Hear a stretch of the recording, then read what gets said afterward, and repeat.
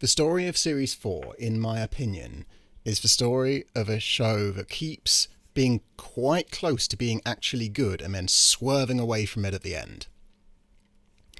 I forgot a few things about that I want to talk about, so let me go through them now.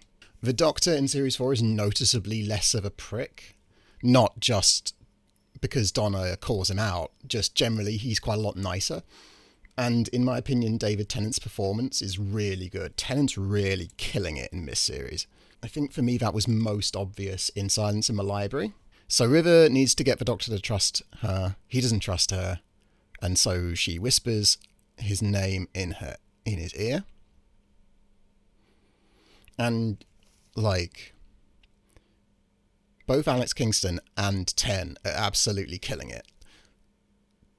Tennant, look at the shock on Tennant's face, but it's really understated. Is he in shock? Is he angry? He's incredibly surprised. He just said, yeah, and it's just so... it's very good. So yeah, and we saw Catherine Tate earlier, like, the scene where she cries at the Ood's pain, I don't particularly like, but her performance is really good. Like, it's very difficult to actually do this. And she looks like someone who is experiencing true, absolute, fucking abject misery. Very cool. What else did I miss? Oh, yeah. In The Doctor's Daughter, the human army cloned the Doctor, but they didn't clone Martha or Donna, and that makes the human army's motivation super inconsistent, because they clearly want to clone some people but not others, so when they say, oh, everyone needs to be processed, that's not true. And that doesn't necessarily matter. Well, it might not necessarily matter, but what it does indicate is that the writer didn't actually care about making the characters be people who are living properly in a world and interacting with a story. He wanted to get a Doctor clone and didn't really care how he got there. So, Unicorn and the Wasp. I really didn't like Unicorn and the Wasp when I first saw it, but I wasn't in the right place for it, apparently. Unicorn and Wasp is really fun. So, it's got Agatha Christie in it, which I'm a fan of because Agatha Christie is pretty consistently a really good writer. Any more residue? You'll need this. So, what happens in this scene is there's been a murder. Agatha, the Doctor, and Donna are going to investigate. The Doctor tells Donna to go off and investigate, and he's left with Agatha Christie. Right then, solving a murder mystery with Agatha Christie. Brilliant. How like a man to have fun while there's disaster all around him. Oh, yeah. So, the Doctor is having a good time, and Agatha tells him off, and he is immediately cowed, appropriately. Let's just compare that briefly to how Queen Victoria and the characters act in Tooth and Claw. It's not amusing, is it? Sir Robert, your wife must have left some clothes. See to it. They just go back to having a coupley good time, and I fucking hate it. The Agatha Christie episode is good. Mostly. Well, this is where I get back to Series 4 coming really close to being good and then just taking a massive swerve at the end. It's really having fun. The episode is really having fun with the form of a murder mystery. They have flashbacks and play with the unreliable narrator, like everyone's giving testimony and what they're saying doesn't match up with what actually happened. Very cool. In Zoe Wanamaker's flashback, she lets the flashback run to the point where she meets the Doctor in the flashback, which is a scene we had already had, like at the start of the episode, and later on the Doctor has a flashback to something that's kind of irrelevant. It's goofy and fun, and I like it. Where the episode kind of falls down is in the big reveal. So it turns out that Zoe Wanamaker had sex with an alien wasp who didn't look like a wasp. She then gave birth to a wasp who didn't look like a wasp. The wasp who didn't look like a wasp turned into a wasp when he encountered two burglars in his church, whereupon he sort of did the evil voice up and turned into a wasp and... You found them! It's...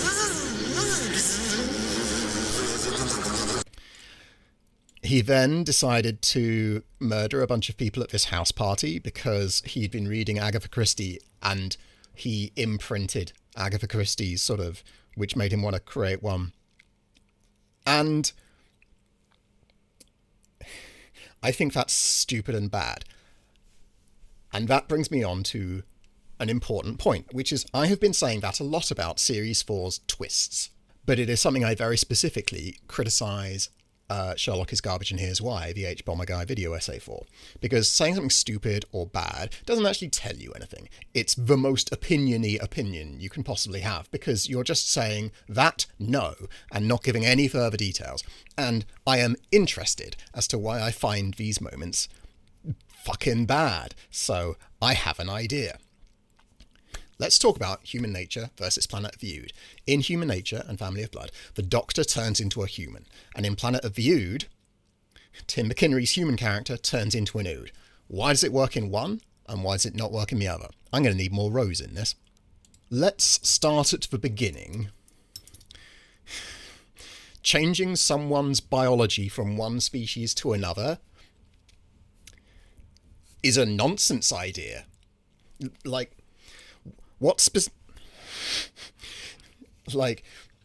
it's so science fiction-y that you may as well just be casting a magic spell, right? So ridiculous. But ridiculous is also a shit word. Strains credibility. In Family of Blood, I think it's okay, partly because converting the species is part of the setup. In terms of story, people are a lot more likely to forgive a goofy premise than a goofy twist. And this is because a twist relies on a few things, but one thing that a twist needs is to surprise the audience to a certain extent. But a twist also needs to be fair. You need to be able to see it coming. A good twist recontextualizes information you already have. One of my favourite, I have many favourite twists, but one of the ones that really got me was in the first series of American Horror Story. In that series, spoilers for a 10-year-old series, 10-plus-year-olds, Jesus, there is a family that moves into an evil haunted house, and the daughter does a suicide attempt. Fucking trigger warning. Does a suicide attempt. And she gets saved by a ghost. She then falls into a deep depression and just basically doesn't leave the house, right? And then the ghost, who is kind of sort of her boyfriend, starts getting really creepy and goes, "We should kill ourselves together and then you can stay in the house forever with me." And she gets weirded out by this and tries to leave the house. And she leaves via the front door and immediately enters via the back door. And then she tries to leave again and again and again, and she can't leave the house. I forget what immediately happens next, but it is then revealed later that she did not, in fact, survive the suicide attempt. She has been dead for multiple episodes, and she didn't notice because it's how dying in this series works. And with that in mind, a lot of things that didn't quite fit in the show suddenly make a whole lot more sense. I suppose that's another way of thinking about it. A twist should make a story make more sense, not less. So when Ood Sigma is converting Tim McInnery into an Ood, he's giving Tim McInnery a hair tonic, and the hair tonic clearly isn't working because Tim McInnery is mostly bald. So as an audience, we are already going, well, the hair tonic's clearly doing something else. And there's only a few things it could be doing. It could be medicine for a condition Tim McInnery doesn't know he has, but there is no reason to think that because there's no reason to think Tim McInnery has a condition, like any illness, right? So with that eliminated as beyond the pale, there's only really one thing it can be, which is poison, right? So what works is we expect that Tim McInnery is being poisoned, and he is. But what the poison turns out to be doing is... Now, I'm trying to use a word that isn't stupid or bad or ridiculous, because all of those are entirely subjective, right? Strains credulity... It strains credibility again, but okay. I'm going to put it down, but I'm not happy about it. Okay, here's another thing. We have no reason to think a human can turn into an Ood, right? It's not seeded, it's just something that happens at the end of the episode. I'm going to leave metatextual reasons out of this, right? Because my buddy Toby pointed out in the comments that, yeah, they were clearly wanting to just have Tim McInnery not get killed by the Ood because that will make, like, that's morally, like, grey. It's not just desserts, it's just killing someone. And that made me think of using the slavery analogy. The Ood are slaves, that is bad. And that is supposed to be why it's just desserts for Tim McInnery's character to be converted into an Ood, right? Oh, he's getting a taste of his own medicine. Except he's not getting a taste of his own medicine because he's not going to be a slave Ood because the Ood are free, right? So by its own metrics, the twist doesn't work. And being an Ood is not a bad thing. So it doesn't even really work. But that made me think about Doctor Who and neoliberalism, because a criticism that gets put against Harry Potter is there is no example in Harry Potter of someone changing a system for the better. Any system change is automatically bad because it's moving away from the status quo. And that was making me deeply uncomfortable about certain plot moves in Doctor Who, but we'll come back to that. So let's return to my chart. What works in converting the Doctor into a human? It results in an interesting story. And you could say that that point is just saying it works because it's good. But if you look at it, what the joy of having the Doctor turn to a human as part of a setup is you then spend the rest of the episode dealing with it. Whereas Tim McInnery's character turning into an Ood, that's the last thing that happens. And so they never spend any time dealing with it. And this is really like what we get with the Wasp in Unicorn and the Wasp. Like, your man turns into a wasp and then terrorizes people. Agatha Christie leads him out of the house, and we have the world's slowest fucking car chase. It's honestly kind of adorable. Because those cars drive really slowly. And then Donna tricks the Wasp into flying into the lake. The Wasp could kill Agatha Christie, but doesn't. They link it into, this is why Agatha Christie went missing. That's it. We go home. So this is kind of my problem with twists like, oh yeah, Zoe Wanamaker fucked a wasp, and then her kid turned into a wasp. And they were setting up a perfectly decent murder mystery. They could have just done the murder mystery. They didn't have to have a fucking wasp. Like a giant, extremely bad VFX wasp. So, have I answered the question of why I think all these, like, crap twists don't work? Kind of. You have to treat it as a case-by-case sort of basis, because what separates a good twist from a crap twist? Well, a good twist, as I've said, a good twist should recontextualize information the viewers already know. You should be able to re-watch the whole thing and go, oh, I see, that's what that meant, that's what that meant, that's what that meant. This all makes sense now. Whereas if you re-watch The Unicorn and the Wasp, it's like, well, there sure is a lot of bullshit in this to do with the Wasp specifically. And same with, like, Tim McInnery turning into an Ood and all that stuff. Like, with Tim McInnery turning into an Ood, sure, it makes sense of why Ood Sigma was giving him hair tonic. But we already knew in the episode, it was blindingly obvious that Ood Sigma was poisoning him. Okay, so, Unicorn and the Wasp is okay. I really wish it was better. Like, it's not bad. It's not even subpar. It's like, it's like perilously close to being good and really let down by a fucking crap twist in the third act. Silence in the Library and Forest of the Dead. To absolutely no one's surprise, they are completely stellar episodes, some of the best Doctor Who episodes. I don't have anything interesting to say about them. Apart from, it's kind of remarkable how much River's story holds up. Now we know most of it. Like, all of River's story that we would see in the TV show, unless Russ decides to bring her back, which I sort of hope he doesn't, given how much he's fucking up the current series. The only things that show up in Silence in the Library and such that don't get used in Moffat's run are River's screwdriver having red settings and dampers. And, like, If that's the level of crit I have for it, fine. Like, there are a couple of kind of naff bits. Like, I don't necessarily think the Vashta Narada piloting spacesuits was a particularly amazing idea. I'm not sure it works, but it's just really good. I don't want to get into it really because I could just rave about it the entire time. I really like how different both episodes are. I really like Donna having her own little arc in the in Cal, the computer, where she is engaging with Dr. Moon, played by, is it Colin Salmon?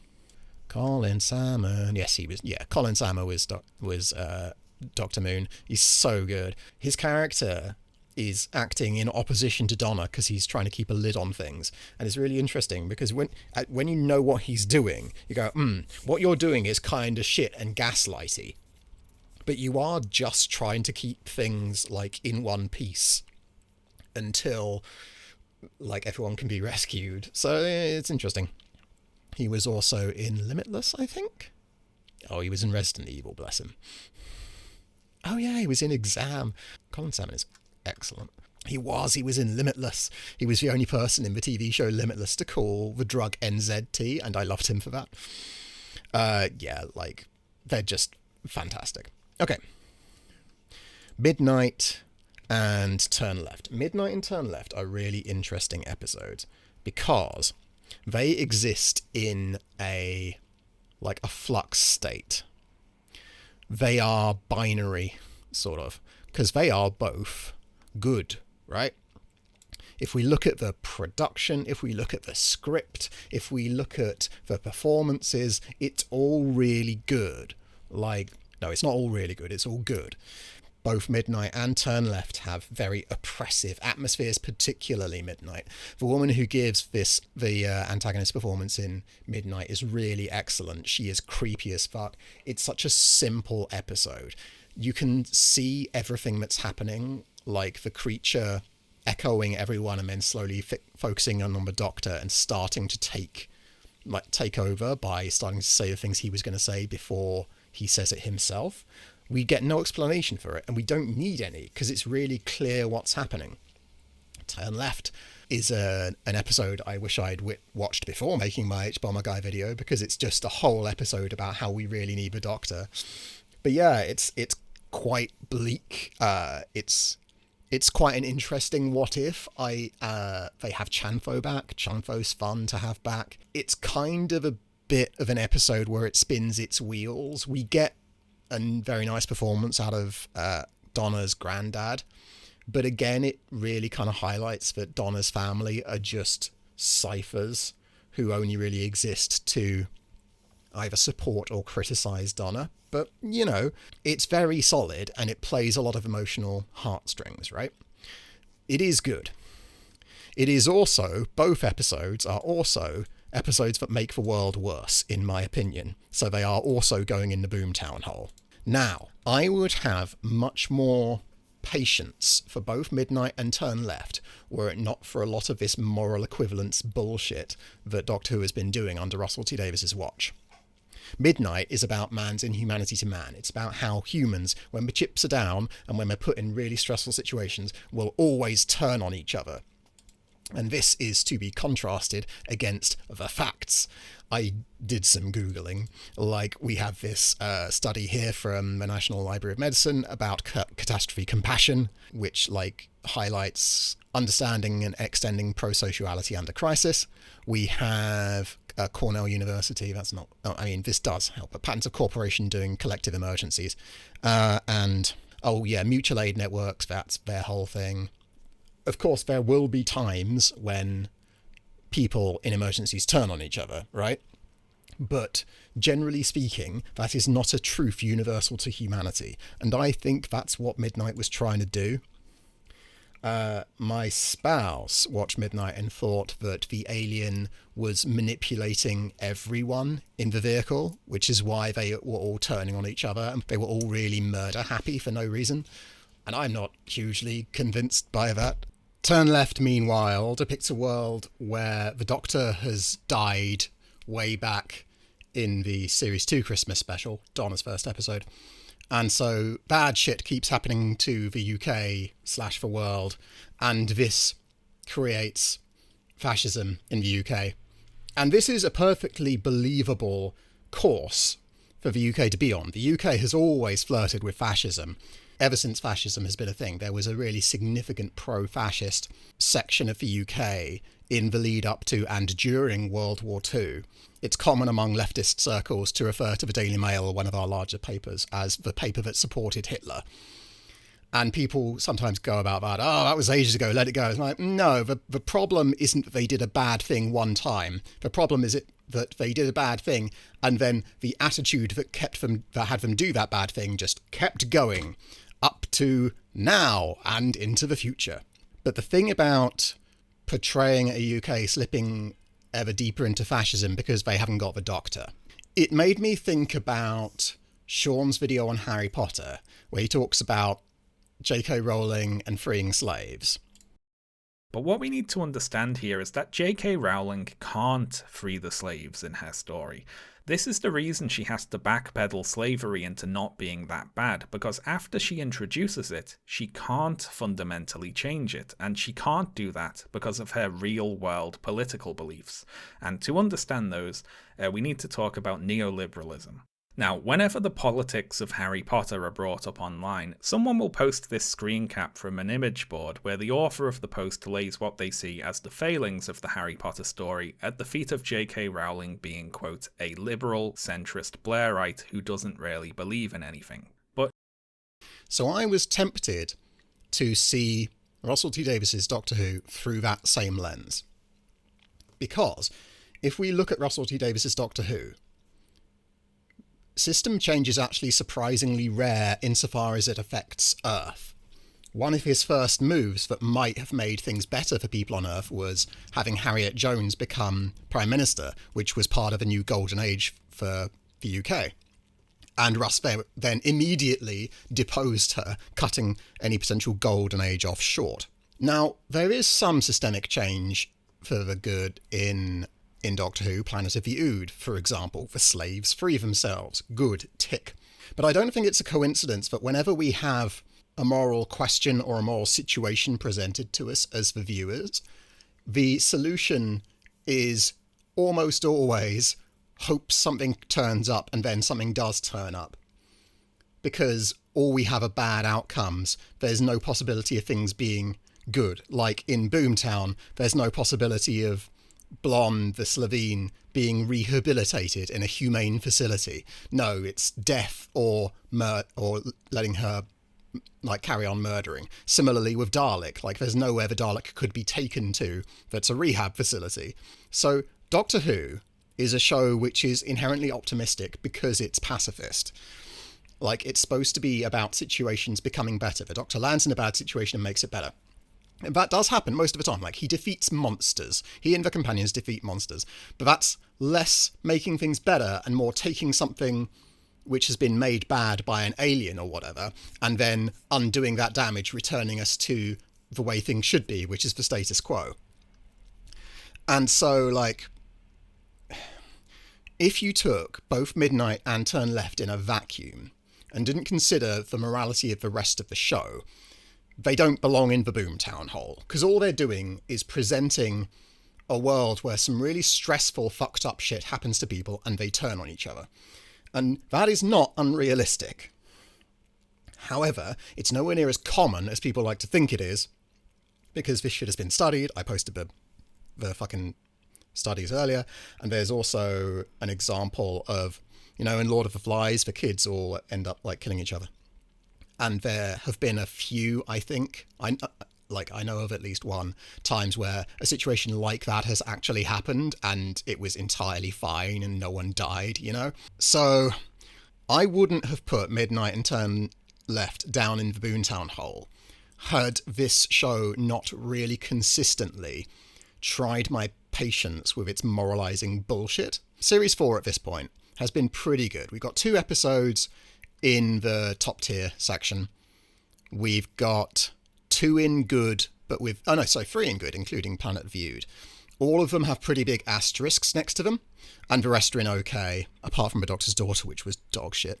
But then we were heading into the finale. Yeah, all right, let's do the finale. Okay. I'm gonna fucking, like, not bury the lead. Because the finale, genuinely, was... Oh, yeah, they don't deserve. They don't live down there. They live in the Boomtown hole, not I have too much respect for my mental health. They don't, yeah. The finales... The first one is just terrible. The second one is going in the Boomtown hole. So I had a comment talk about the Satan Pit and the Impossible Planet, and was quite surprised that I hated that one so much and didn't hate 42, because apparently Satan Pit and Impossible Planet are quite well liked by the community. And I was watching that go, fucking really? Okay. And I know people like those two episodes. So let's actually go into them a bit, shall we? Let's start with the Stolen Earth. Okay, so at the end of Turn Left, we're following directly on from Turn Left, where, Donna delivers a message to the Doctor from Rose, which is Bad Wolf. And the Doctor goes, oh shit, the world's going to end for some reason. Right. So they nip off, and then milk bottles start rattling, and, like, a single slate falls off a roof. And this is the planet's reaction to, like, being transported from one point of space to another. So, we're going to have to go back to our chart a little bit. The general elements of this, like, why does this idea of someone changing species work in human nature and doesn't in Planet of Viewed? But it all comes back to this straining credulity thing. Now, I've been thinking about this. I've had to record this over a few days because I kept, like, getting interrupted and stuff kept happening. But that has given me time to think about this straining credulity thing. Because there are two approaches you could take to credulity in a sci-fi setting. One approach is, we're making a show about a regenerating alien who travels through time in a 1960s police box. It is inherently goofy, so we don't really care about suspension of disbelief that much because people are already on board with an extremely goofy premise. What's one bit more, right? And the other approach is people are on board with this extremely goofy premise. Let's not push it too far or we risk losing everyone. And in my opinion, that's what Russ did with his most recent series, with a fucking god at the end of the last series. Anyway, so everyone is going to have different lines when it comes to straining credulity. And so in many ways, it was unrealistic. It's not actually a great argument because it's all unrealistic. But at the same time, as viewers, we need to maintain our suspension of disbelief. And so that is why in many Doctor Who episodes, the show does try to give the viewer some explanation as to what's going on. We can imagine a line. On the left-hand side of the line is an actual, true to the laws of physics science fiction show as best we can understand them. And those do exist, I think. In terms of time travel films, not Looper, the time travel film where they have to sit in a cupboard for ages and wait in the cupboard for the exact amount of time they need to time travel, that sort of thing. I forget what it's called, doesn't matter. And on the right-hand side is just technology is magic. Don't worry about it, we're not going to bother explaining anything. And shows fall in the middle of, like, on the spectrum somewhere. But for me, and this is opinion, I don't want this to come across as me stating some grand, sweeping fact. One of the things that lets us ground ourselves in science fiction is linking what's happening to our experience. This was quite nicely demonstrated by an episode of Futurama. Well, usually on the show, someone would come up with a complicated plan, then explain it with a simple analogy. If we can reroute engine power through the primary weapons and reconfigure them to Melvar's frequency, that should overload his electroquantum structure. Like putting too much air in a balloon. We'll come back to that clip. So all we have to understand things in, like, things outside our experience is our experience, right? So things need to not mismatch too badly with that. So if, for example, someone got shot in a film, we can guess what that is like because we have all been hurt by things, like physically hurt. So we can go, I bet being shot hurts, right? Because we're seeing blood and we know blood means you're damaged, etc., etc., etc., right? But so it would be a bad move for a film, a science fiction film, to have someone get shot and go, oh, well, actually in this, and for it to just have a normal gun and someone gets shot with a normal bullet and blood spraying everywhere and they're screaming. But actually what is happening is they're having a really nice time. And actually in this film, being shot is fine, actually. People like it. Like, you could do that, but you would have to spend a lot of time setting it up. My point is that you should try to have things happen that more or less match up with everyday experiences, because that's how we can get the audience to empathize with what's going on and suspend their disbelief. And so, in The Stolen Earth, what happens? The Earth shakes a bit. So what we are looking at is a very, very mild earthquake, right? A single slate falls off a roof. So that looks not too bad at all. What is actually happening to the Earth there is it's being transported through space by science fiction magic sort of thing. That is so mismatched with everyday reality. It's honestly kind of impressive. Like, I watch that and I go, I like, you can't transport a planet, obviously, but like, if we could, it would not look like that.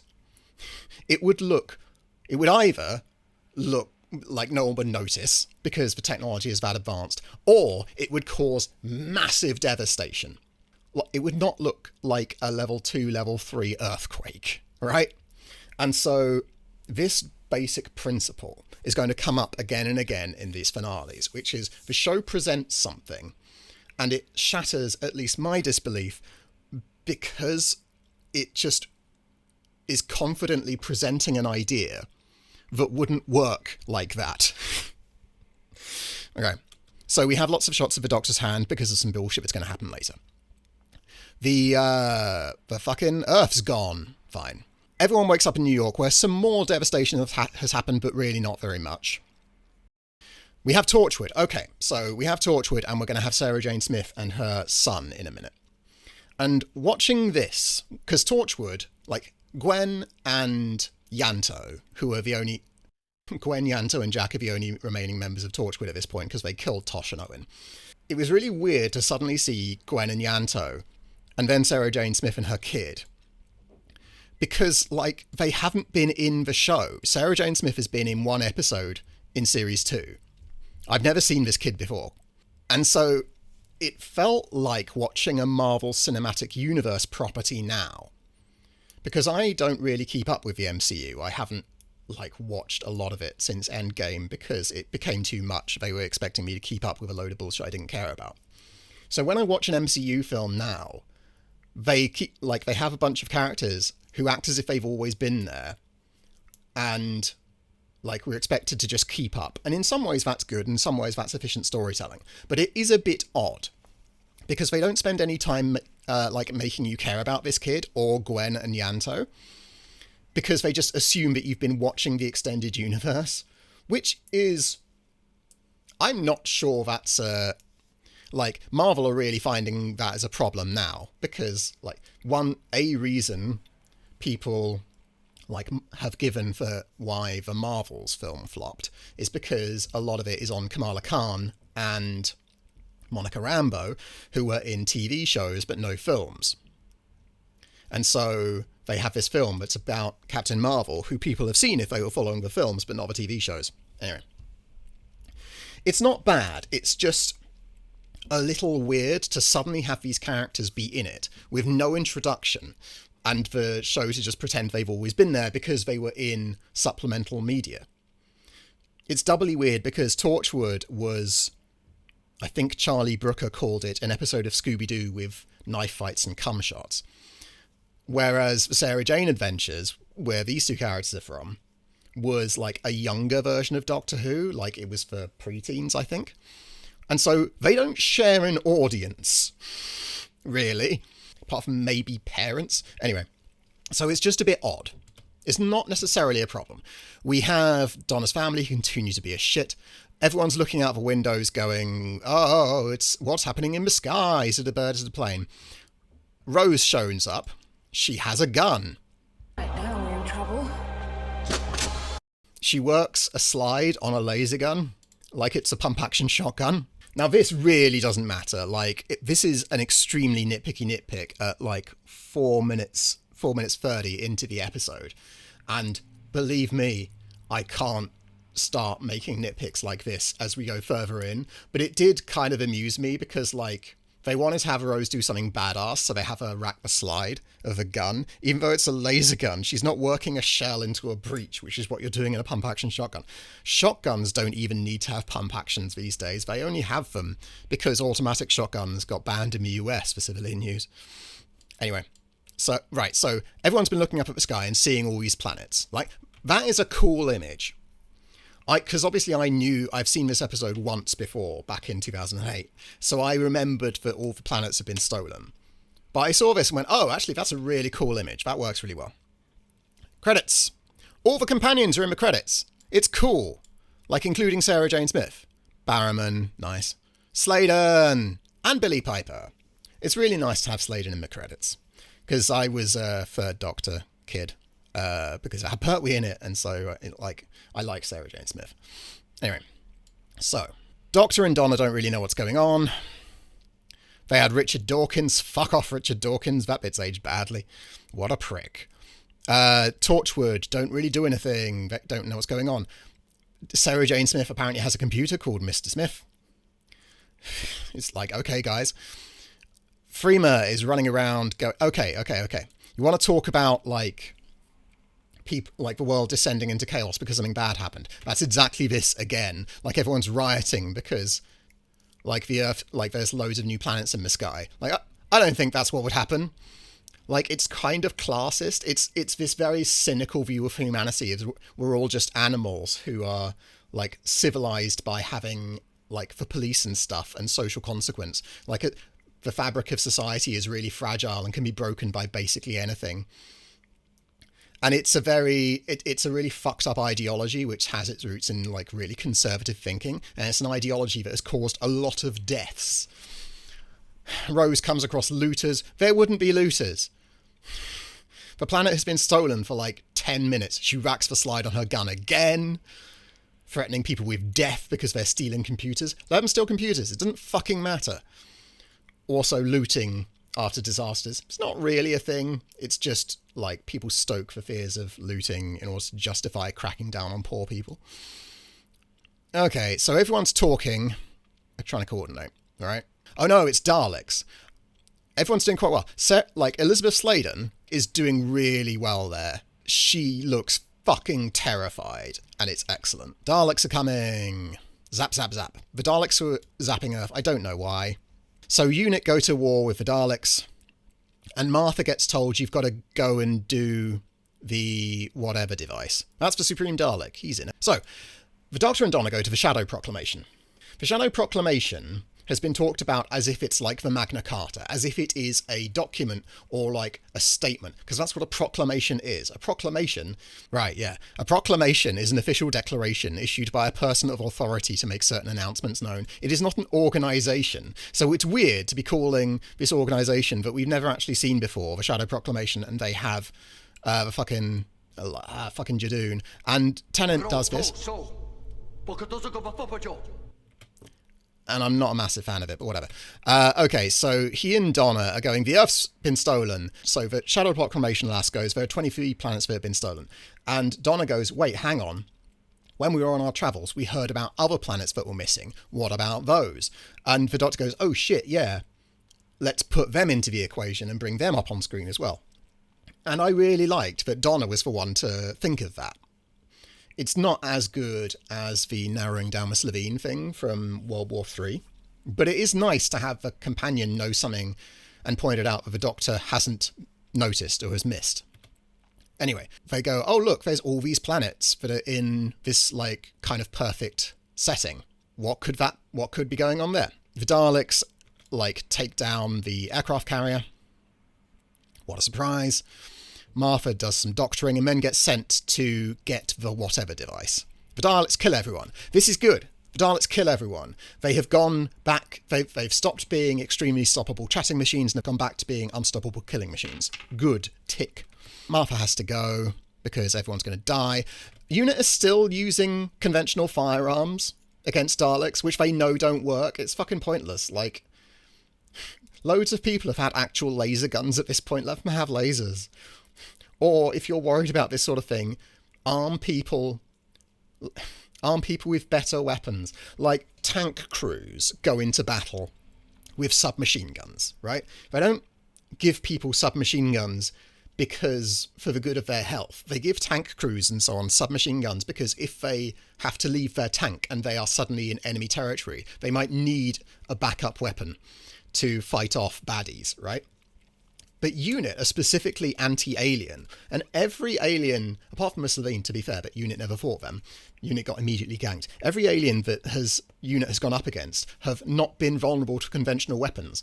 The Sontarans UNIT had to get special issue ammunition to fight the Sontarans. So why the fuck do UNIT just have G36s or whatever those guns are? They should have something better. Anyway, so Martha teleports away.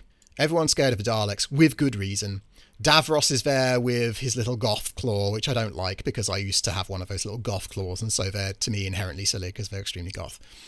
The last member of the Cult of Skaro is back, but he's insane! If you're going to bring those fuckers back, it's not a bad way of doing it. Lass with blonde hair spouts portentous nonsense against Donna, so they need to find where everyone's gone. So they break into the ship. The Shadow Proclamations say, "This is really serious. 27 planets have been kidnapped. We are at war with whatever's done that. You should lead us into battle." And the Doctor says no, he runs away. And this will become much more of a thing in Journey's End. But what that is, basically, is someone offering the Doctor a path forward, a solution to the problem, and the Doctor rejects it. Not because he has a better plan, but because he's better than their plan. Donna's family are still there. So the Daleks are capturing people for reasons which are not great. Some people go, "Fuck you, Daleks, we're going home." The Daleks blow up the house. Not terrible. The Doctor and Donna are trying to find the place, and they can't. Everyone feels kind of fucked because none of our plans are working. And here we have Harriet Jones, former Prime Minister, MP for Flydale North, right? And she gets in contact with everyone because she has invented a brand new thing, a network that will let people talk to each other. Do we have the actual quote? "Forget about the key, and that's an order.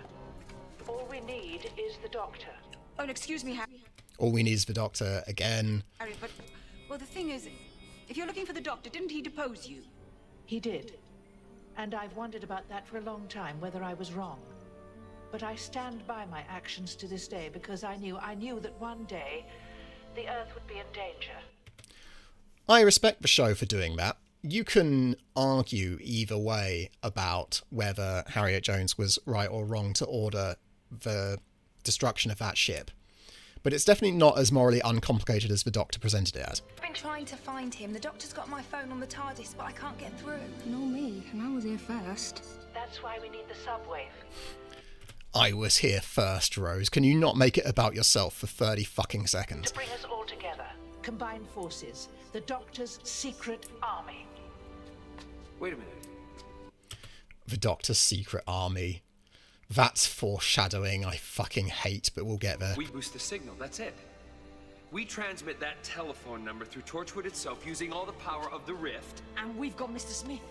He can link up with every telephone exchange on the Earth. He can get the whole world to call the same number all at the same time. Billions of phones calling out all at once. Brilliant. Who's the kid? It's my son.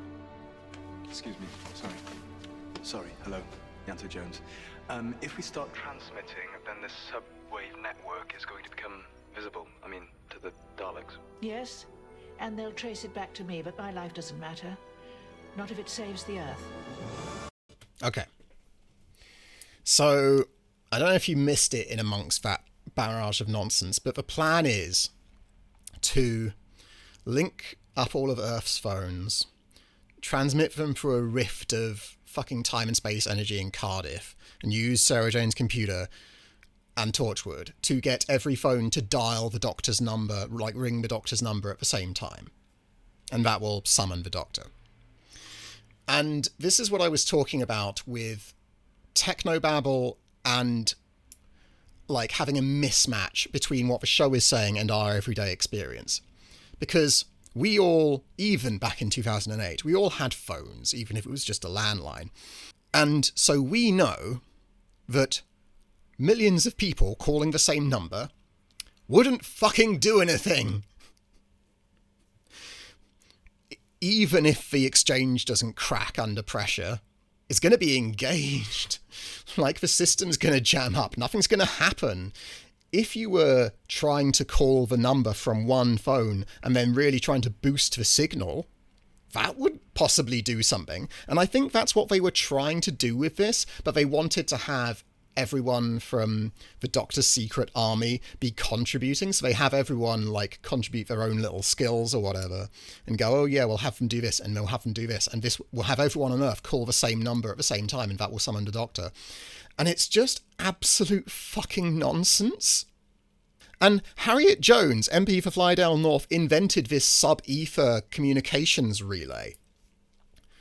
And she's doing, oh, Harriet Jones, MP, like former Prime Minister, and everyone's going, we know who you are. That was kind of cute the first few times in Christmas Invasion.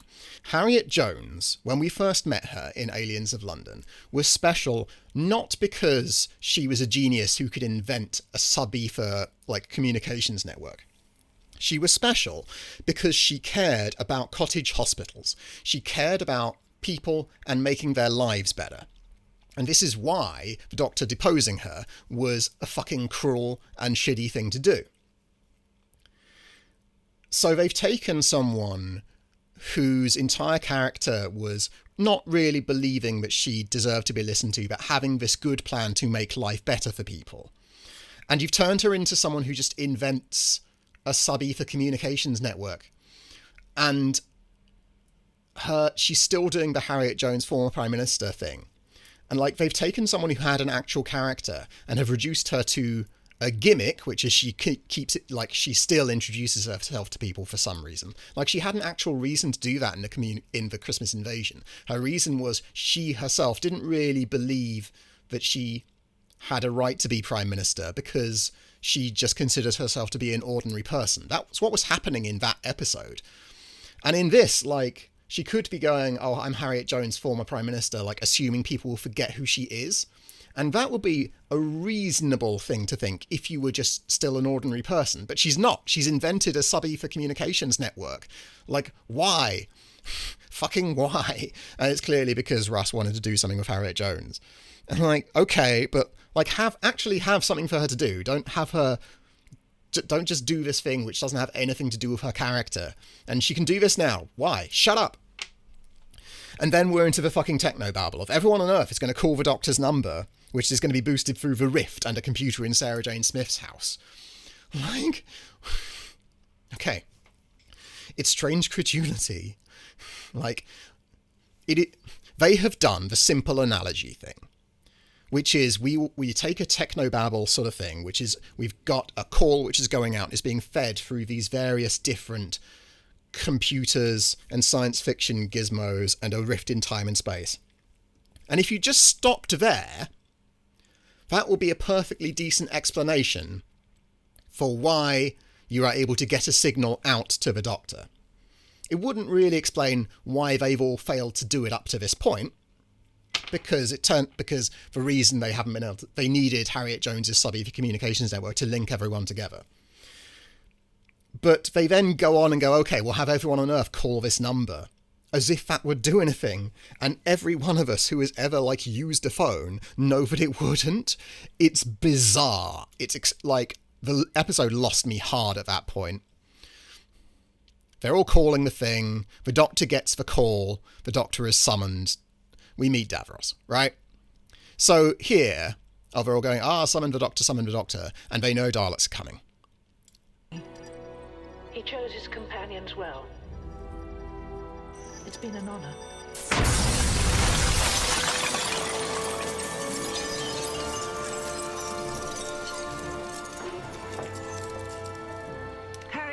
Jones, former Prime Minister. Yes, we know who you are. It's a gimmick. It's a very bad gimmick. Why does she show the fucking Daleks her ID? Why do the Daleks engage with it? It's a gimmick because Harriet Jones always introduces herself to someone when a scene starts. Like she was doing it to someone, she always introduced herself to people. That's not a character trait. That is a thing you have her do, which was cute a while ago, and is now just, why is she doing this? None of this is to say that there are people who wouldn't be able to swing with any of this. None of this is morally shit in a way it will go on to be. If you watched this as a kid and don't have any of these problems and don't think any of this is a big deal, that is fine. But the real problem with it is you are doing a lot of stuff like that just doesn't really make any sense in the world. You're having Harriet Jones not act as a person inhabiting a world, you're having her act as a checklist. Harriet Jones always introduces herself to people. Like, that's not how people behave. People, I'm not helping with the autism thing. People don't have a mental checklist where they like have boxes they need, like they have a list of things. Every time they meet someone, they have to do this, this, this, and this, and this. Neurotypical people don't have that list of boxes. But yeah, so the fact that this character isn't a person inhabiting a world, they are a person with a series of gimmicks. It means that the people who don't mind the fact that the character is now just a series of gimmicks are taken care of. That's fine. But the people who, like, are expecting to watch a show with characters and a story that grow naturally out of situations presented to us, and people are acting like people rather than they're acting like a box-ticking exercise, those people are having a problem right now. And this is a matter of personal taste. If you don't mind that Harriet Jones is now just a weird gimmick and she can invent a subby for communications relay for some reason, if you don't mind that, that's fine, which proves, like, to us that it is a matter of personal taste. But the thing is, if you were writing this and someone pointed out to you that Harriet Jones is just a series of gimmicks, you could then make it better.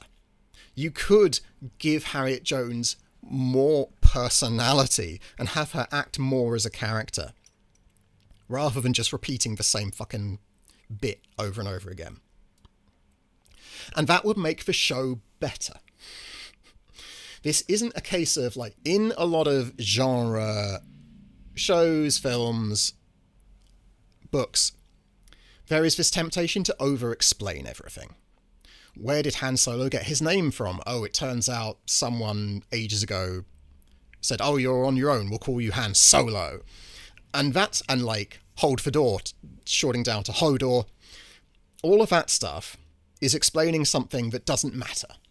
And by giving it a really specific explanation, you are kind of making the world smaller, because it's not just something that turns up. Like, people get nicknames not because of some significant moment in their lives. Oftentimes they just get nicknames because of a thing that happened, and a lot of the time no one can remember what it is. So not everything needs an explanation, and in a lot of cases actually explaining everything is a really bad idea because it's granular and no one fucking cares. However, this isn't that. This is someone taking a character and reducing them down to gimmicks. So it's not that we need an explanation for why Harriet Jones is introducing herself every time. We don't, like, there is no explanation for that would make up for the gimmick being present. What we want is Harriet Jones to act more like a character, which requires giving her more depth. It requires giving her wants, dreams, hopes, fears, like, as a person, not as someone who is determined to, like, who has invented a sub-ether comms network, a thing she definitely wouldn't have been able to do, and is now nobly giving up her life to make up for, like, possibly being wrong about destroying a spaceship or whatever. That is all grand stuff, but for her to feel like a person, we need more granular detail about who she is, personality traits, likes, wants, hopes, fears, that sort of thing, right? So Harriet Jones gets zapped. The Doctor and Donna get zhwoozhed through to... Oh yeah, they go on to the fucking call. Sarah Jane Smith runs off through London. The Doctor and Donna have landed on Earth. The Doctor sees Rose. They run towards each other, and the Doctor gets zapped. As Rose zaps a fucking Dalek. The Doctor gets zapped. Yanto and Gwen are going to get killed by Daleks. The Doctor gets brought onto the ship, the TARDIS. We get a significant shot of the Doctor's hand, for reasons that will come up. And Sarah Jane Smith bumps into some Daleks, which means they're going to zap her. So Gwen and Yanto are going to get killed by a Dalek. The Doctor is in the process of regenerating, and Sarah Jane Smith's going to get zapped. That's our cliffhanger. And it doesn't help that they're going to just cheat to get out of all of these. The Doctor shoots his regeneration energy into the hand, a thing there's no reason to suspect he knew how to do. And this is the problem with bullshit like that. It's the same thing as with the Ood transforming Tim McInnery's character into an Ood. We had no reason to suspect that a human can transform into an Ood because it was never mentioned before. And whilst they've been giving us significant shots of the Doctor's hand, there's never been anything, at least in the modern show, to suggest that the Doctor could just do this. Torchwood have a time lock, which no one has ever mentioned, and they go, oh, turns out Tosh got that finished, did she? It's like, well, that's a bullshit way to get around a cliffhanger. How did Sarah Jane survive? I forget. Oh yeah, Torchwood Mickey and Jackie show up and blast the Daleks. And this is where I have to start letting things go, because how did Mickey and Jackie know to show up there for Sarah Jane Smith when they were coming from a different universe? That is a sort of point that would annoy me in a better show, but it's just, with these two episodes, it's problems on top of problems on top of problems. I just have to let it go. The TARDIS gets taken to the main ship. Sarah Jane works out that people have been being kidnapped by the Daleks, and so she initially tells Mickey, get rid of your gun, they'll zap you if you have a gun. And I'm like, because this show has been shit with stuff like that anyway. The Doctor has been so holier than thou about firearms. But actually, Sarah Jane has a plan, and it's actually not a terrible one. It's not great. Martha shows up in Germany, where she meets a character who is fairly obviously supposed to be an actual Nazi, which is just a bit weird. The Daleks start destroying the fucking TARDIS with Donna inside. Donna pokes the hand with all the regeneration energy, and they fuse. And we get the human Doctor meta crisis, which I fucking hate, but we have to move on. These two episodes just throw stuff at you constantly, and none of it is well thought through, which is why it's kind of a problem. They just keep throwing more and more stuff at you. It's just sort of piling, it has a pretty fucking flimsy base to start off with, and it just keeps piling more and more stuff on, no matter how little of it actually deserves to be there. So Rose sees Jack has been zapped, and Rose is like, oh no, he's dead. But because Rose doesn't know that he can regenerate, but she hasn't gone, hang on, Jack, why is Jack alive? There's the Nazi. I might be wrong about this Nazi thing, but I also think that pistol she's holding is like a World War II pistol, which is a weird choice, considering it's a unit base, but okay. Martha goes inside. Okay, so yeah, the Doctor and Rose get kidnapped and taken to Davros's lair, where they can't do anything because they're in holding cells, surrounded by lasers or electricity or whatever. And Davros is going, oh yeah, we're going to blow up all of reality. I don't understand why he wants that. They never explain it. Sarah Jane Smith and the others leave the humans because they don't want to get experimented on. Yeah. So the planets are all a reality bomb, right? And the explanation for why 27 planets, balls of rock and gas, why 27 balls of rock and gas can become a bomb that wipes out all of reality is something to do with neutrinos. And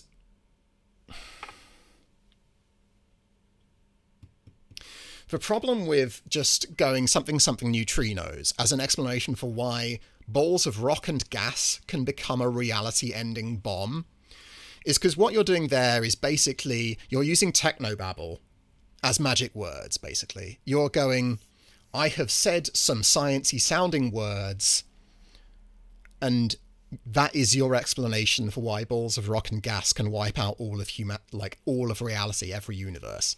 And if you don't mind that the Daleks are basically saying a magic spell and that magic spell will wipe out everything to have ever existed, that's fine.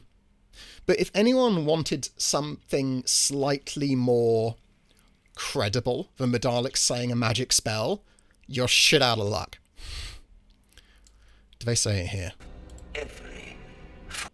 I said neutrino energy. Okay. What? What does it mean? What are they testing? What are they going to do? The Central Asian woman in that clip is I reckon it's that thing there. the lead character's mum in We Are Lady Parts. She's excellent.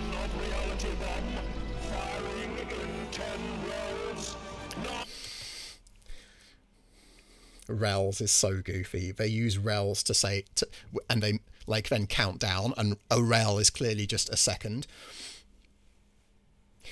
That is world building that makes the world smaller. You've made the Daleks count in rels rather than seconds. And that's fine, because sure, Daleks have a different way of counting time. That's perfectly reasonable. Why is a rel exactly a second? Or close as damn it. You've taken something that makes the world slightly larger, or feel slightly larger. The Daleks use a different system of time. It's rels rather than seconds. Cool. That's the sort of thing that can make the world feel lived in. No one would have minded if the Daleks had just said seconds, because, it doesn't matter. But having them have a separate system of time, that gives world texture. Except they then have a rel be a second, and that expansion contracts. Suddenly, the way the Daleks exist is different, but not to the point where it is in any way going to ask the writers to come up with a system of time which isn't just minutes and seconds. It's bad.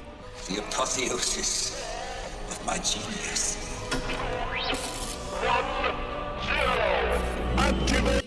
Davros isn't a character. Davros just wants to wipe out all of reality.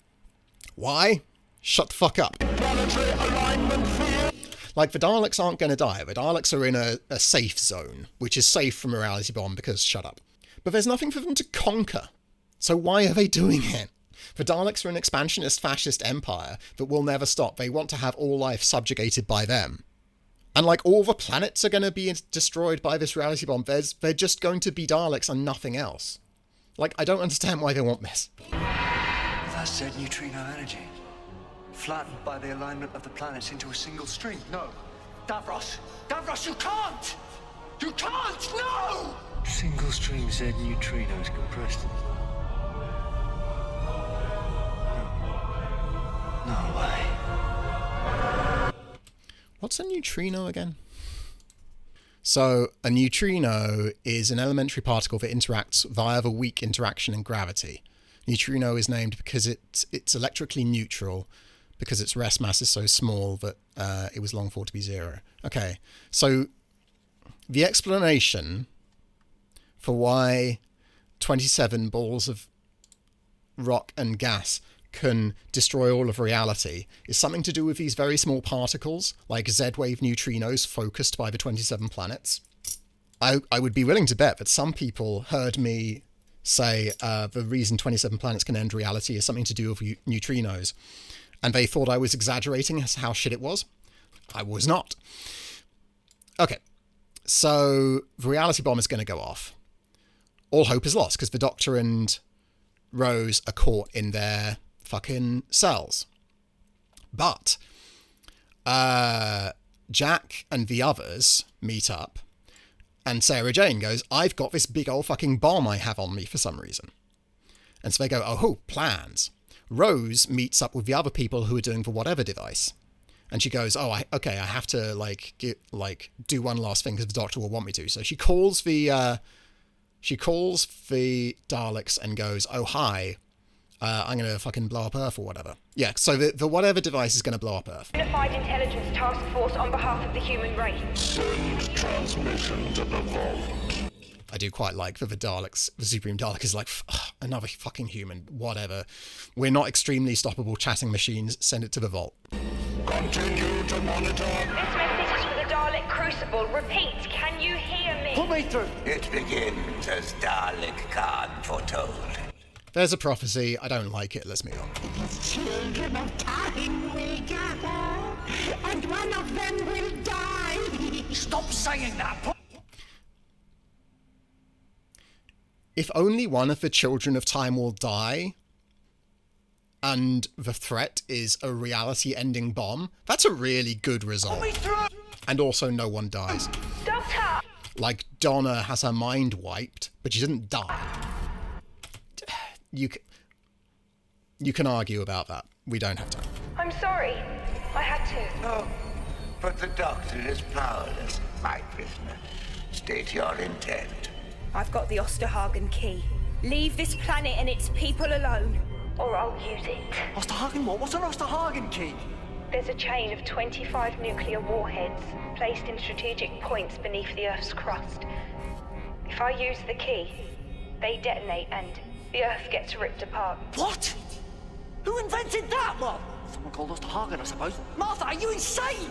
The Osterhagen key is to be used if the suffering of the human race is so great, so without hope, this becomes the final option.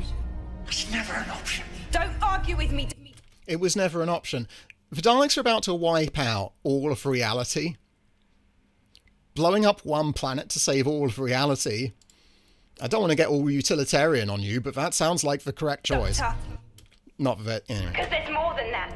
Now, I reckon the Daleks need these 27 planets for something, but what if it becomes 26? What happens then? Daleks? This plan would actually work. Would you risk it? She's good. Who's that? My name's Rose. Rose Tyler. Oh my god. Oh god. Fucking Rose. Sorry, we have to go back briefly. When the Doctor's been shot and is in the process of regenerating. But you can't! But you can't regenerate, says Rose. But you can't. You can't change into someone else. I want to fuck this one. I don't want to fuck a different Doctor. I want to fuck that one specifically. Rose is the fucking worst in this. She turns up, shoots a few Daleks, and then never does anything ever again. Anyway, where were we? Right, yes, so the Jack and the others get on the horn and go, yeah, we can blow up the Dalek ship. A warp star! From me. We had no choice. We saw what happened to the prisoners. Impossible. That face. I like this. After all. Davros is like, oh shit, that's Sarah Jane Smith. And Sarah Jane Smith is like, fuck you, Davros, because I think it was Genesis of the Daleks where they met. That was neat. I liked that. The prophecy unfolds. The Doctor's soul is revealed. See him. See the heart of him. The man who abhors violence, never carrying a gun. But this is the truth, Doctor. You take ordinary people and you fashion them into weapons. Behold your children of time transformed into murderers. I made the Daleks, Doctor. You made this. They're trying to help. Oh. That is why this episode makes the world worse. It is presenting this idea that if you engage in self-defense, then you're just warriors, you're the worst, you do violence, and violence is bad. And it's just the Doctor has taken people and turned them into warriors because he never does warrioring himself. And Unit made the Osterhagen whatever. Jack turned the star into a bomb. Neither Jack nor Unit were peaceful before interacting with the Doctor. The Doctor didn't take a pacifist civilization and turn them into warriors. The Doctor took humans who I don't want to, like, say something that's too controversial, but humans have done some bad stuff every once in a while. And made people want to do more pacifism. This is all, like, really demonstrably untrue, and the fact that the Doctor doesn't fucking tell Davros to fuck off is just the worst, because the show, like, thinks that there is a legitimate point being made. And it gets a lot worse. Already I have seen them sacrifice today for their beloved Doctor. Oh, yeah. Right, yeah. So the Doctor, like, then has flashbacks to a lot of people who have died, like, in his presence, like, as if it's his fault. And those people... She gave her life to get you here. Like, Harriet Jones wasn't turned into a murderer. Harriet Jones wasn't turned into a killer because the Doctor, like, refused to get his hands dirty. The Doctor murdered someone in that episode as well. And the Doctor's like, oh no, I did a bad thing. And then he has the flashbacks to all the other people. Prophecy unfolds. The Doctor's soul is revealed. Yeah, like, the show is presenting, because Dalek Khan is right about everything. Like, his prophecies are actually all true. Apart from the whole one of them will die thing, but we can argue about that. Anyway. So, the Doctor's soul is revealed. The show, the text of the show believes that what it is saying about the Doctor is correct. And it's fucked up, and I hate it. You take ordinary people and you fashion them into weapons.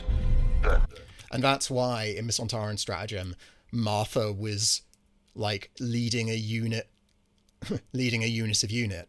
Like, why she had become a soldier, even though she was just a doctor. Like, they were setting up this bullshit. All your children of time transform. And, like, if it was Mickey, Jackie, and Sarah Jane Smith who had made that bomb on the Dalek ship, you could possibly argue it. But Jack's the one that made the bomb. Jack was a murderous con artist before he met the Doctor. Into murderous. Like, it's not even true, but it's taking a character who happily kills people. Like, bad people, but, you know, Jack has done shooty bang, right? And it's lying to us about who they are. And it's just go, oh, you took Jack and you made him into a fucking warrior or a murderer. Fuck off, no you didn't. I made the Daleks. Like, it's really bizarre. It's really hoping you don't, like, go, hang on, is what Davros is saying true? No, it's absolute bullshit. Like, it's really, it's taking characters we already know and taking the idea that the Doctor takes ordinary people and turns them into warriors, and it's just smashing them together. Despite the fact that the premise doesn't make any fucking sense. Doctor, you made this. I'm trying to help. Already I have seen them sacrifice today for their beloved Doctor. The Earthwoman who fell. Harriet Jones didn't sacrifice herself for the Doctor, she sacrificed herself for Earth.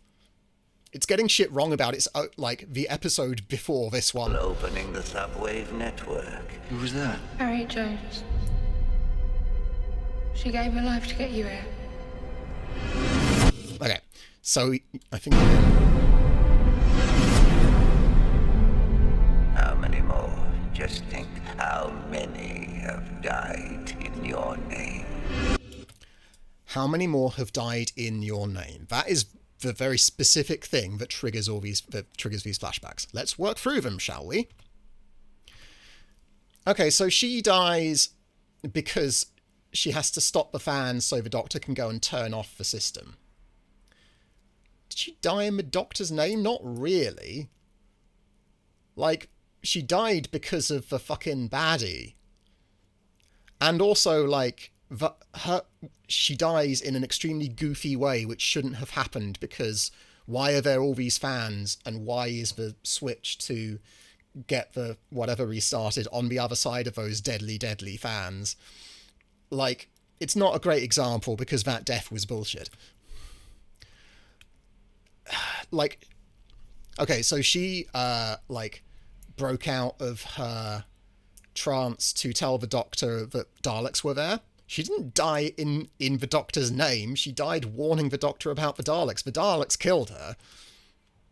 She just got killed by the Daleks. She didn't die in the Doctor's name. Like, she was helping defend against the Daleks. The Daleks killed her. The Doctor, like, tried to put her in a place where she'd be out of the way. Yeah, shit. So that was the Cybermen episode. She was just going through the tunnel with she was part of a resistance group. She wasn't radicalized by the Doctor or dragged into the situation. She was already in the situation, resisting the Cybermen. The people who got ganked by the Peter Kay monster in Love and Monsters, the Doctor, like, I suppose they were part of the Doctor Who fan club, which is tangentially related, but the Doctor, like, didn't radicalize them. I don't know who that was. Face of Bo. So the Face of Bo died because he had to lend power to the system to open New Earth up so the people on the motorway could escape. The Doctor did not radicalize him.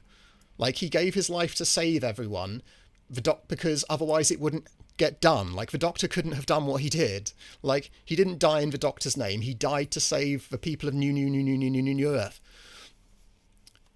Chanfo didn't die in the Doctor's name. If anything, Chanfo died in Professor Yana's name. I don't know about Kylie Minogue because I didn't watch that episode. Okay, so the Sontaran stratagem guy. You could argue the Sontaran stratagem guy died in the Doctor's name because the Doctor said, do something good with your life, and so he did that. You can argue that. Jenny didn't die in the... So Jenny was a soldier, right? She was born a soldier, and the Doctor made her more of a pacifist. So no, she definitely didn't die in the Doctor's name because she was born a soldier. She was not an ordinary person who the Doctor radicalized. River, similarly, like, River was River. Like, River had done lots of killing before that point. You could argue the hostess there, the unnamed hostess, but the Doctor, at the point where she does the sacrifice, was kind of in a coma, like, and she was the one who was smart enough to, like, was both smart enough to realize what was going on and, like, had enough drive to actually see injustice and stop it. And also the fact that the hostess died in that episode's kind of bullshit, because she could have just kicked the woman out of the fucking airlock. She didn't have to go out herself. Right. Okay. So what we have seen there is a lot of people who didn't die in the Doctor's name, and who weren't ordinary people that got radicalized into being warriors because the Doctor refused to get his hands dirty. It's just taking the Doctor, who is a pacifist, and going, the problem with pacifism is that it makes other people take up arms. And that is right-wing bullshit. Its pacifism doesn't work because other people have to take up the slack. And it's done by a show that we have talked about multiple times before this, doesn't really have any interest in pacifism, which is presumably why it's happy just saying bullshit like that. Never looking back because he dare not, out of shame. Okay, we have to move on. So Martha and Mickey and Jackie and Jack and Sarah Jane, they get teleported out of their situations by the Daleks. How can the Daleks teleport Martha Jones out of her thing? Don't fucking worry about it.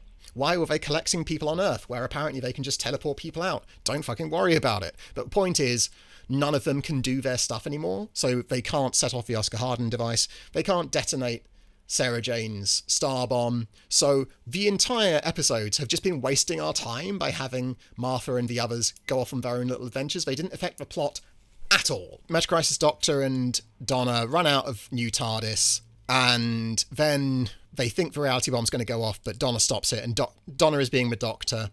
And Donna being the Doctor because of Meta Crisis or fucking whatever, which is just such a fucking techno-babble explanation. Donna becoming the Doctor and doing a half-decent job of it is something that in any other episode would just have me fuming at how ridiculous it was.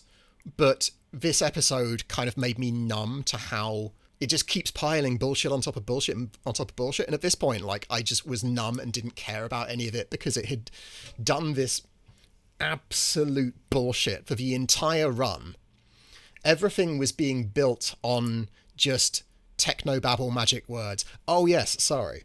My spouse came up with a good analogy, actually. So the Doctor with the whole, oh, you, Mr. Pacifist, you get other people to do violence for you, therefore you're awful. Like, all the people in the flashbacks were people who died, and they had, like, met the Doctor, and, like, maybe one or two of them, like, maximum two, were, like, relevant to what Davros was saying. And my spouse made the connection to ambulance drivers.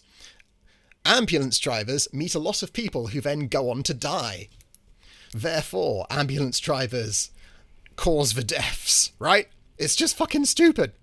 Okay, so Donna and Metacrisis Doctor are just stopping everything bad happening, and it's technobabble all the way down, right? And the Metacrisis Doctor says, of everything Dalek, and you must make it happen, Doctor! He's right. Because with or without a reality bomb, this Dalek Empire's big enough to slaughter the cosmos. The Metacrisis Doctor is correct. They've got to be stopped. Correct. Just wait for the Doctor. Just wait for the Doctor. So, the Doctor, in all of this, has been stood in a cage, right? Not able to do anything. And he has seen Martha with the Oscar Hagen device, and Mickey, Jackie, Sarah Jane, and Jack with their little bomb. And he's gone, no, you can't do that. You can't. Why? Shut up. You can't do that. It's violence. It's bad. And the Doctor has had no plan for any of this. The Doctor hasn't fucking done anything. He regenerated, got captured, and then has stood in a cage. The Doctor doesn't fucking do anything. The Doctor has no solution. But Donna is like, oh no, just wait for the Doctor. I'm the Doctor. Maximizing Dalekanian power feeds. Blasting them back! Right. So, technobabble explanation, the Metacrisis Doctor blows up all the Daleks. Good. Correct. That is what you should do. Like, the Daleks are Nazis who were trying to wipe out all of reality. And unlike actual Nazis, there's no possibility of rehabilitating them. You should wipe them out. Fuck me. Okay, so all the Daleks get wiped out. The Doctor is like,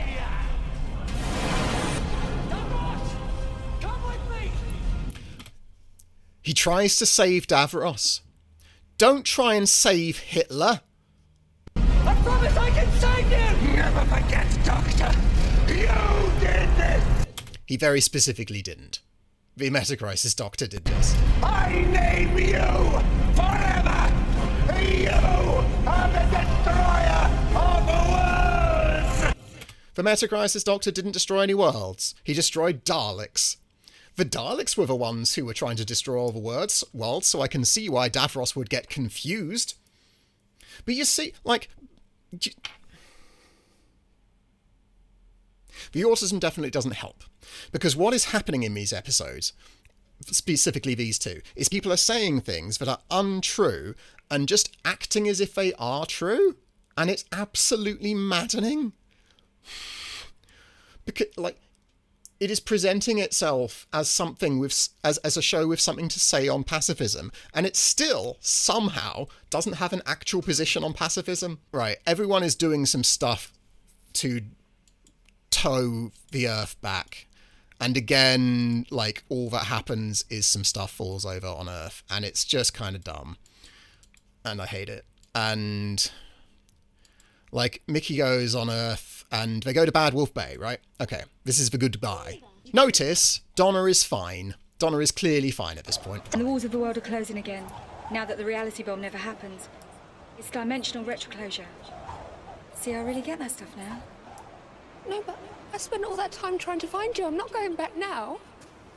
But you've got to. Because we saved the universe, but at a cost. And the cost is him. You have to stay in this old universe because of him. That doesn't make any sense. He destroyed the Daleks. He committed genocide. Okay. Let's talk about genocide for a sec. Genocide is violence that targets individuals because of their membership of a group and aims at the destruction of a people. So, yes, that is like wiping out the Daleks is genocide. It is also correct Like, okay. Even if you disagree with me that you should have wiped out the guy should have wiped out the Daleks.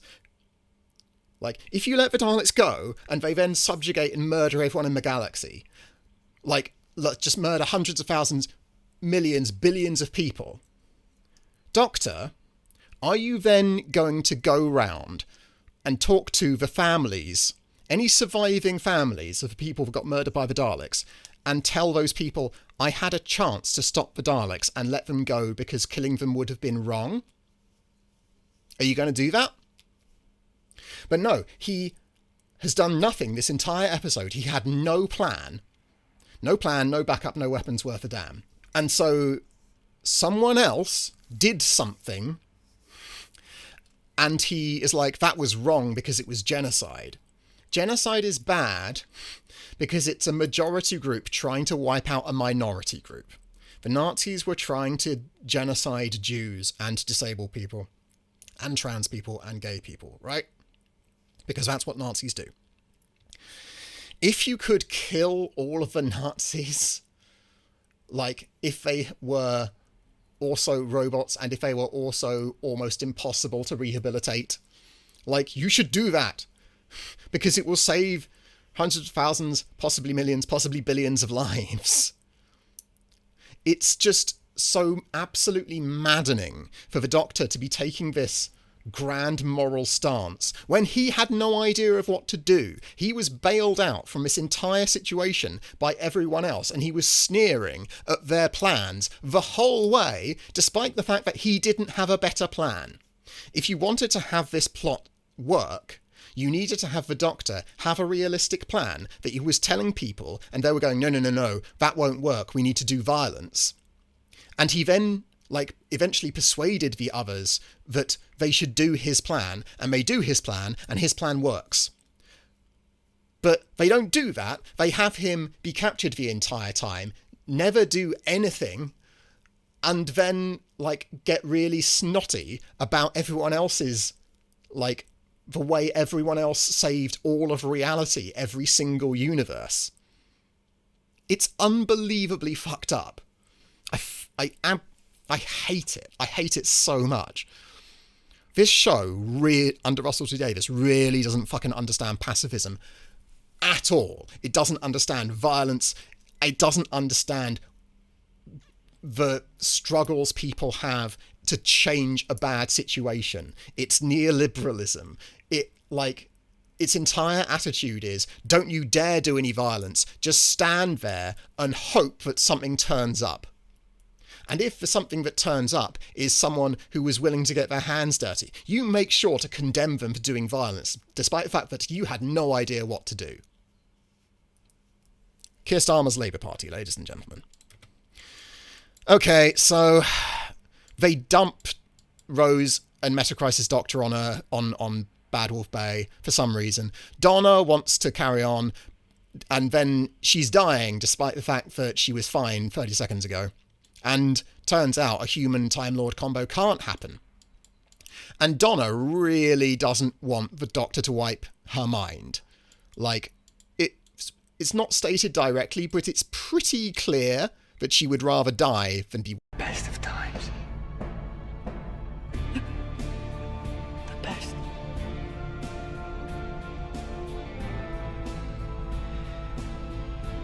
Goodbye. No, please. Please, no. That's not a good look. Forcing a mind wipe on someone who's crying no, that's not a good look. The one thing the Doctor does this episode. And to be fair, Russ eventually worked out that this was kind of fucked up because he then undid it in the specials when David Tennant's Doctor came back. And I haven't seen that episode, because I didn't care. But, like, I'm glad he eventually worked that out. But this episode is just moral travesty after moral travesty. This entire episode is so fucked up, man. And then the Doctor's just sad with Donna's family. And, like, okay, Donna is now... she's reverted to back who she was before she met the Doctor, which means she cares about gossip now. And, like, she's really shallow or whatever. And the thing is, Donna didn't become a better person because she met the Doctor. Donna became a better person because she went on an adventure.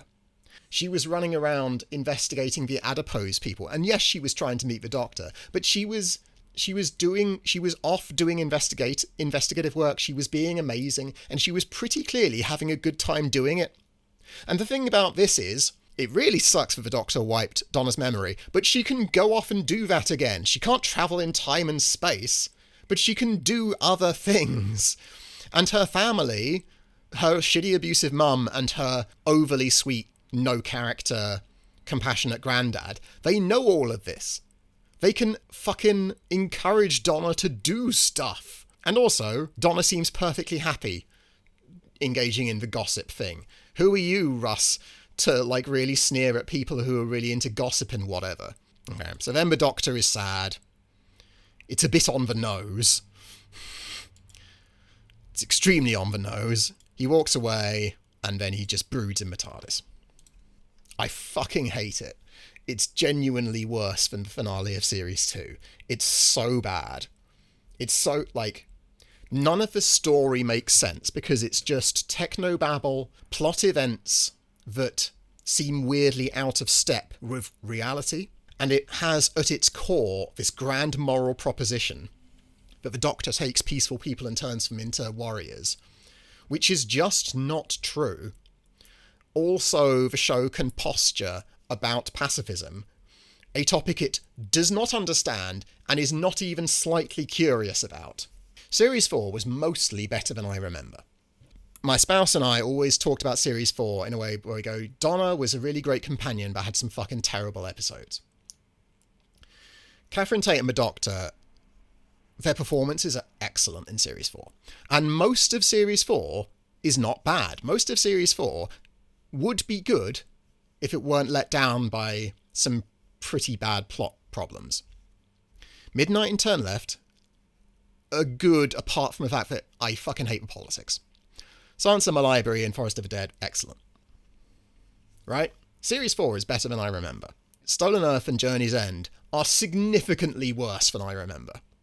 It is not my place to say this is bad, to make grand sweeping statements, and to imply that anyone who likes these episodes for a reason that isn't nostalgia is wrong.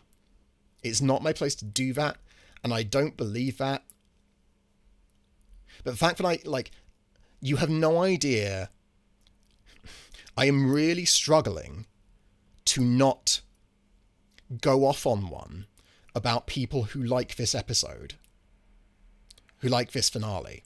It's a real struggle for me to not go off on one, because if people like these finales, and that's fine, people should like what they like. I think it's fucking morally repugnant because it really fucking smears pacifism for reasons I don't understand. But if you get enjoyment out of this, that's cool. You get enjoyment out of art. That's nice. That's good. The Darkness were a really popular rock band in the early 2000s. I fucking hated them. And I was talking to my friends about this, they get more out of liking The Darkness than I do out of disliking it.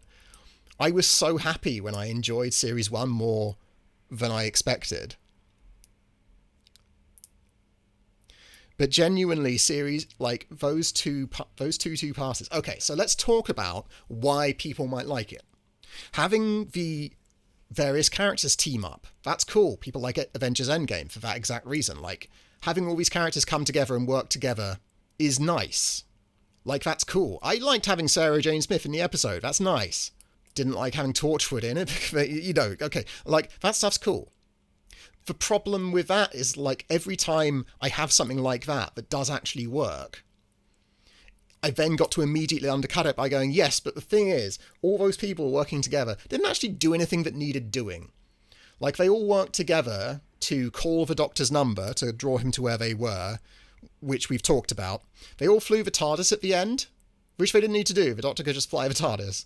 They had them all doing stuff, but none of it really affected the story. It could have just been Rose summoning the Doctor, and it would have made as much sense. Anyway. And, so I had a lot of nitpicky problems with the episode, and often when I thought of a nitpick, there was, a couple minutes later, an actual explanation that was satisfying. And that's cool. That is Russell showing a attention to detail, which I don't give him credit for. Like, there is a lot of attention to detail in Journey's End and Stolen Earth. But in that same episode, you have an entire story which is based on technobabble explanations and just a constant parade of nonsense, a lot of which never goes anywhere and is just wasting the viewer's time. And they win by pulling a new Doctor and a Dr. Donna out of the hat and just have them press a lot of buttons and all the Daleks blow up. I felt really drained after watching Series 2. I just felt ground down by just how disappointing the whole thing was. I actually honestly kind of feel worse in the wake of finishing Series 4.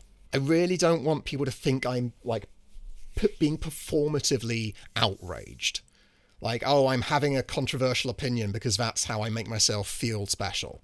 Because a few people have commented that on, like, some other things, like on my HBO My Guy video, which is one of the reasons why I turn comments off.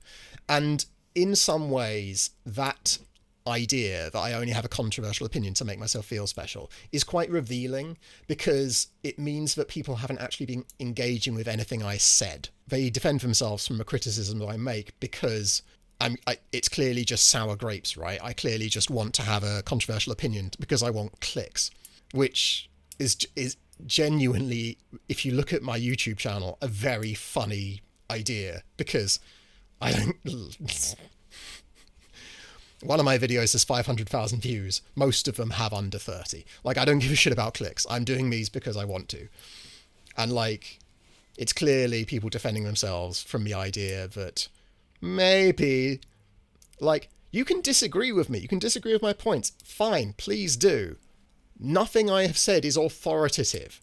We are talking about art, and art is open to interpretation. It's one of the amazing things about art. Nothing I have said is de facto true. You should not take these videos as me descending Mount Sinai with grand stone tablets labelled The Truth About Doctor Who. Doctor Who Series 2/Series 4 is garbage and here's why. I am very specifically not doing that.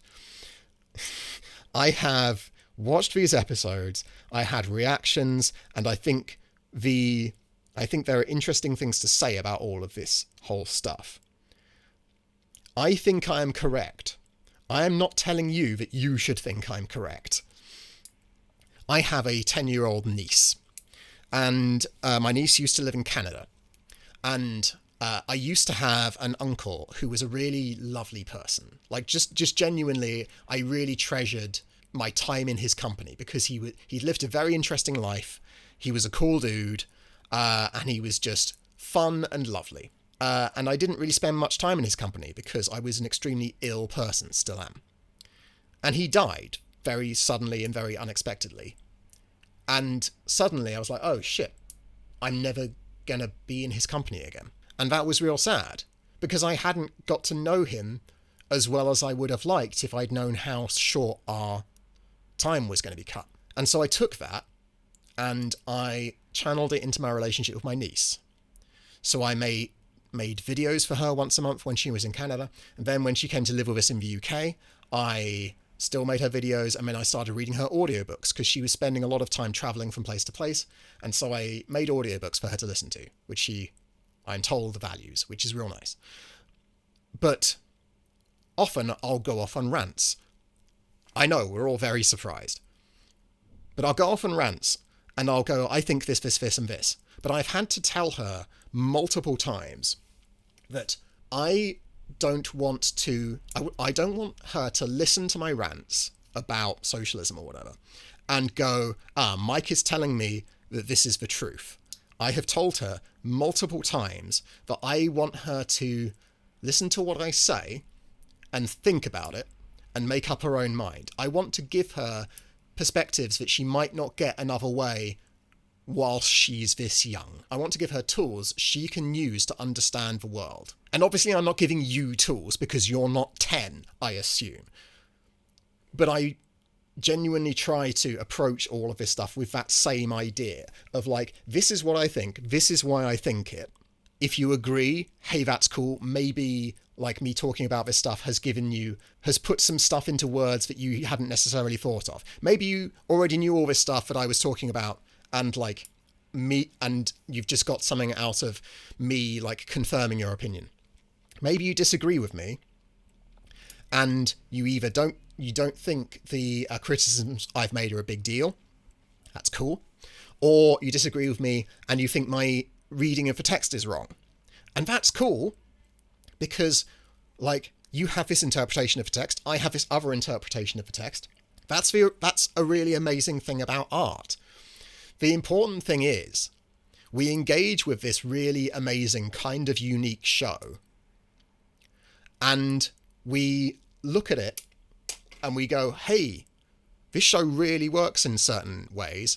I wonder what makes it work in this area and what makes it not really work in this area. And it's quite so important for me because I'm a writer, and it's really important for me to understand why certain things work, why certain things don't work, because I also write pacifist stuff. The book that I currently have in the editing process at the moment is about an uprising against a stagnant parliamentary democracy. And like, it's not a non-violent uprising. Like, the majority of the people involved in the uprising engage in non-violent protest, but there are people who like smash petrol pumps, and there are people who like they go to a house of a politician where like the chief of police and a bunch of private military contactors basically are planning a counter-attack against the revolution, and they don't actually kill anyone, but they do set off a few bombs. Non-lethal bombs, it's fine, but they blow up the mayor's house, right?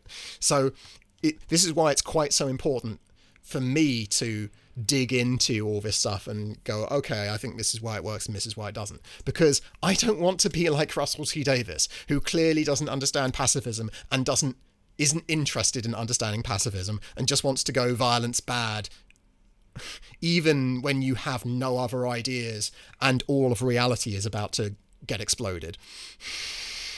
It's just so bizarre. All of reality is gonna get exploded and I don't have any ideas, but I'm gonna be really shitty to anyone who has an idea. Just that really should be a letter of resignation from Russel T Davies. And it kind of was.